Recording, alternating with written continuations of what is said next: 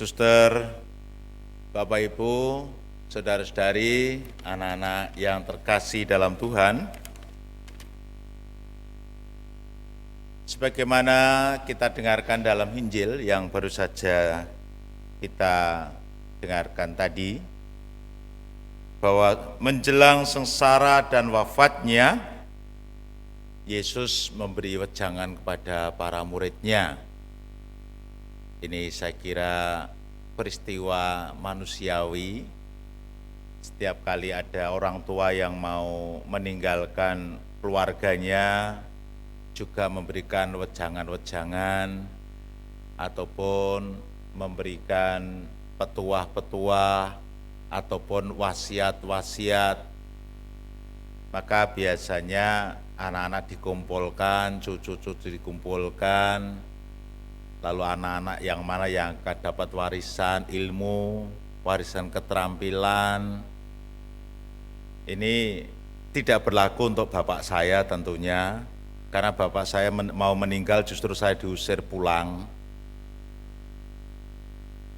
Sakit keras saya tunggui beberapa waktu, lalu dia mulai membaik, lalu ngomong, wes ndang do makaryo.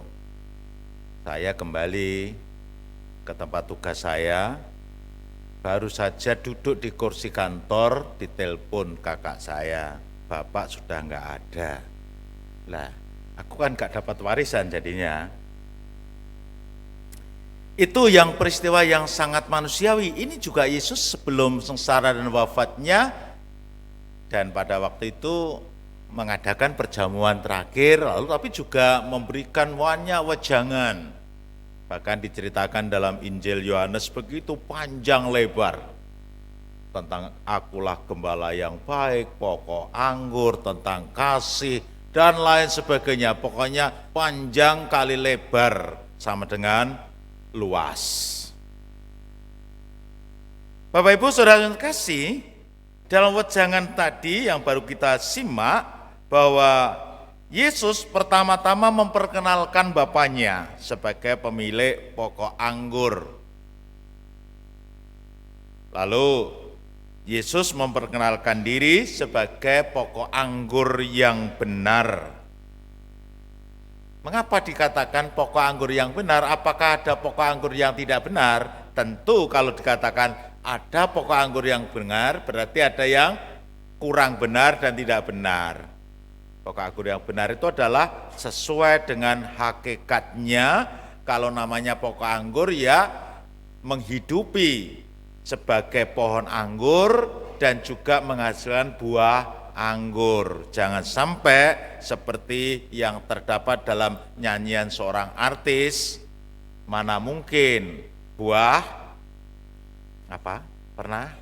semangka berdaun sirih. Berarti ini bukan buah semangka, bukan pohon semangka, karena pohon semangka harusnya daunnya juga semangka. Saya tidak akan menyebut artisnya, dikira saya endorse nanti. Nggak dapat fee sama sekali kok. Tapi yang jelas bahwa Yesus mau menunjukkan, akulah pokok anggur yang benar. Dan para murid dikenalkan sebagai ranting. Sangat jelas saya kira di sini, bahwa pokok anggur itu adalah pokok anggur yang benar, pasti akan menunjukkan ciri-ciri keangguran yang benar dan tentu saja menghasilkan buah anggur yang benar. Apakah ada anggur yang tidak benar? Mungkin ada, anggurnya kisut, wis kewut-kewut, atau anggurnya masem. Kalau anggur yang benar harusnya ya anggurnya seger, nek rada ana kecute didik, tapi itu hanya variasi, ojo kecut tok, tapi juga ada manisnya, itu yang terpenting. Disinilah mau menunjukkan antara relasi antara Yesus dirinya dengan para murid sebagai pokok anggur dan sebagai ranting-rantingnya. Kalau boleh saya tanya, mana yang terpenting, pokok anggurnya atau rantingnya? Ayo. Nanti dulu, jangan dijawab dulu, karena nanti jangan sampai kita terjebak pada jawaban pertanyaan yang menjebak. Mana yang lebih penting, pokok anggurnya atau rantingnya? Nanti dulu, kita tidak perlu menjawab dulu. Tapi yang jelas bahwa Yesus ingin menunjukkan pokok anggur adalah yang memberikan kehidupan kepada ranting-ranting.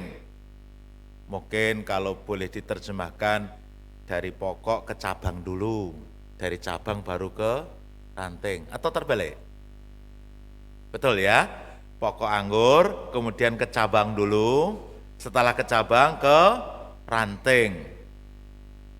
Dek koyo WKRI ae.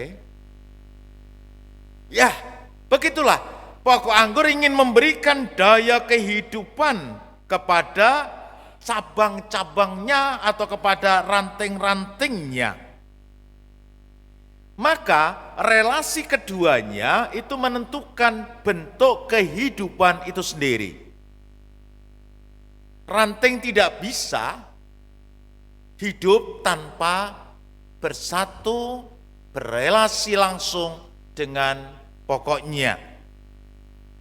Ini ingin menunjukkan juga kesejatian relasi antara Allah dengan manusia, antara Yesus dengan muridnya, antara Yesus dengan kita. Relasi yang sejati akan menunjukkan keterkaitan langsung, sehingga dari situ betul-betul dapat dikatakan inilah buah pokok anggur, ataupun inilah pohon anggur. Karena kalau Bapak Ibu hanya melihat ngecir sitok jedil begitu, juga nggak akan sulit mengatakan ini pohon apa. Bisa saja orang keliru memahami, iki pohon anggur, apa pohon sesuatu yang merambat, atau pohon ganyong, atau pohon apa, nggak jelas. Yang jelas, maka ciri khas dan kesejatian dari anggur adalah ketika juga ada batang, pokok, dan juga ditunjukkan dengan ranting-rantingnya dan dengan daunnya dan dengan buahnya. Inilah kesejatian dari anggur itu. Saya kira penjenengan sangat pahamlah dengan hal ini. Kalau misalnya ada pohon ngecir, langsung tahu ini pohon apa? Gak tahu. Tapi kalau sudah mulai ada tunas, ada cabangnya, ada daunnya, oh daun pun mungkin masih bisa terkecoh juga. Nah, baru setelah itu ada buahnya. Lah ini kesejatian dari pokok anggur dijelaskan dari dimensi-dimensi relasi antara pokok, cabang, daun, dan buahnya. Kita kayak pelajaran biologi, ilmu perpohonan, pertamanan, ataupun ilmu pertanian. Nah, tapi Yesus mau menunjukkan seperti itu, bahwa relasi antara para murid Yesus dengan Yesus adalah relasi yang saling menentukan, saling menunjukkan, saling menyempurnakan, dan disitulah terdapat kesejahteraan hidup itu. Maka adalah penting bagi kita, kalau kita mau menyimak dari Injil hari ini, penting bagi kita bahwa untuk tetap bersatu dengan Kristus dalam segala aspek kehidupan merupakan sesuatu tuntutan. Kalau kita mau menunjukkan betul bahwa kita ini bagian dari pokok anggur itu. Karena kalau kita tidak bersatu dengan pokoknya, kita tidak akan menghasilkan buah anggur. Jangankan buah anggur, buah apapun tidak akan kalau ranting itu terlepas dari pokoknya, dari pohonnya. Ketika kita hidup dalam Kristus, maka kita akan mampu menghasilkan buah-buah yang sesungguhnya. Yesus menjelaskan di sana buah-buah Roh Kudus sendiri, yakni seperti kasih, sukacita, damai, kesabaran, kemurahan, kebaikan, kesetiaan, kelemah lembutan, pokoknya semua yang baik.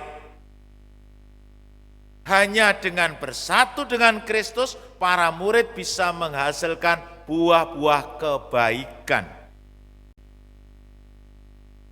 Kita dapat memperkuat hubungan dengan Kristus melalui banyak hal.